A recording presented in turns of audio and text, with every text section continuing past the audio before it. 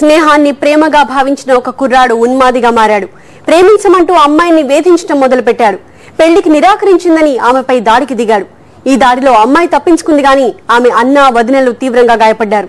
అయితే స్నేహితురాలపై దాడి చేశాక ఆ ఉన్మాది కూడా ఆత్మహత్యాయత్నం చేసుకున్నాడు.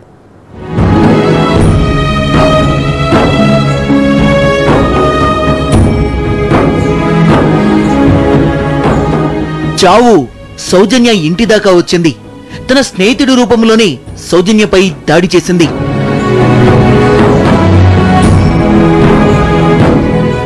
స్నేహితుడు మురళి కొద్ది రోజులుగా ప్రేమ పేరుతో సౌజన్యను వేధిస్తున్నాడు. తనకు ఉద్దేశం లేదని సౌజన్య చాలాసార్లు స్పష్టం చేసింది. అయినా అదేది వినిపించుకొని మురళి సౌజన్య తనను నిర్లక్ష్యం చేస్తోందని ఆమె ఇంటి మీద దాడికి ప్రయత్నించాడు.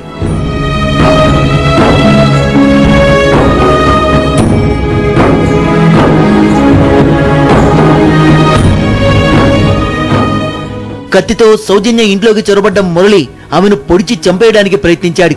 కానీ సౌజన్య అన్నా వదిన అడ్డుపడ్డారు. అమ్మాయిని కాపాడారు కానీ వాళ్ళిద్దరూ తీవ్రంగా గాయపడ్డారు. ఢిల్లీలో కోచింగ్ తీసుకునేటప్పుడు సౌజన్యకు మురళికి పరిచయం ఏర్పడింది. ఇద్దరూ ఒకే చోట ఉండి చదువుకోవడంతో ఇద్దరి మధ్య చనువు బాగా పెరిగింది. ఈ చనువును మురళి ప్రేమగా ఫీల్ అయ్యాడు. సౌజన్య స్నేహాన్ని తప్పుగా అర్థం చేసుకుని ఇలా ఉన్మాదిగా మారాడు.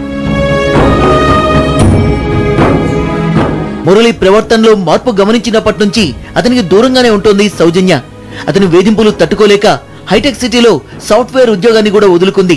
అయినా అమ్మాయిని వదిలిపెట్టలేదు ఈ ఉన్మాది. ఆఖరికి హత్య చేయడానికి ప్రయత్నించాడు. సౌజన్య ఇంటిపై దాడి చేసేటప్పుడు వెంట పాయిజన్ బాటిల్ కూడా తెచ్చుకున్నాడు మురళి. అమ్మాయి అన్నా వదినల్ని గాయపరిచాక ఆత్మహత్యాయత్నం చేశాడు.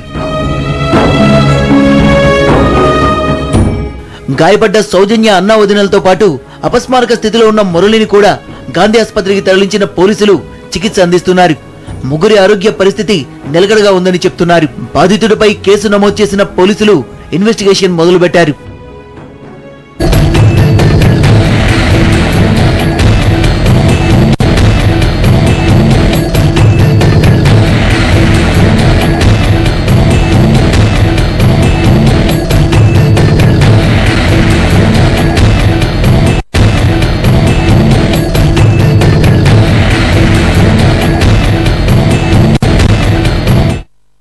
ఇప్పుడే మనకు అందిన వార్త, తన స్నేహితురాలు సౌజన్యపై దాడి అనంతరం తాను కూడా ఆత్మహత్యాయత్నం చేసుకున్న సైకో మురళి హాస్పిటల్లో చికిత్స పొందుతూ చనిపోయాడు. దీని గురించి మా ప్రతినిధి గంగాధర్ పూర్తి సమాచారం అందిస్తారు. గంగాధర్.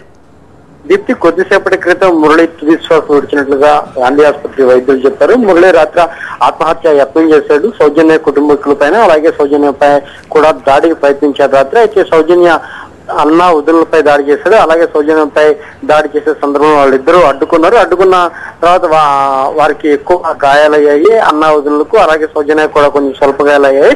వీరి ముగ్గురిని పై హత్యాయత్నం చేసిన అతను తాను ఆత్మహత్య చేసుకున్నాడు.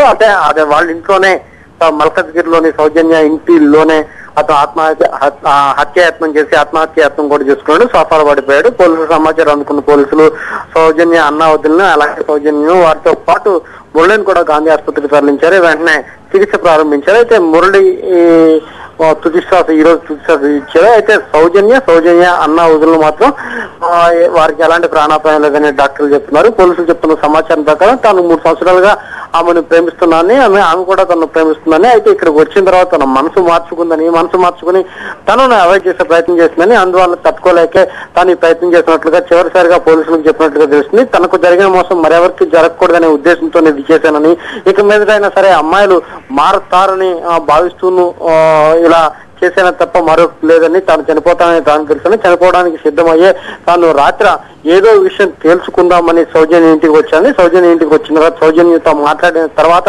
వారిపై సౌజన్యపై నేను దాడి చేసే క్రమంలో వారి అన్నా వదులు వచ్చారని, అన్నా వదులపై కాకతాళీయంగానే దాడి చేశాను తప్ప క్షణికాశంలో చేశాను తప్ప వారిపై నాకు ఎలాంటి ద్వేషం లేదని, అలాగే సౌజన్య తనను మోసగించిందని నమ్మించి మోసగించడం వల్లే తను ఈ దారుణానికి తెగబడ్డాన్ని, తాను చనిపోవడానికి ఒక మెసేజ్ ఇచ్చి చనిపోయేందుకు కూడా నేను ఎలాంటి వెనుకాడటం లేదని, తను చనిపోతాను నాకు తెలిసి కూడా ఇలాంటి అమ్మాయిలు ఎవరు నమ్మవద్దని ఒక సందేశాన్ని, అలాగే ఒక చివరిసారిగా అతని యొక్క వాంగ్మూలాన్ని పోలీసులు వినిపించినట్లుగా మనకు తెలుస్తుంది.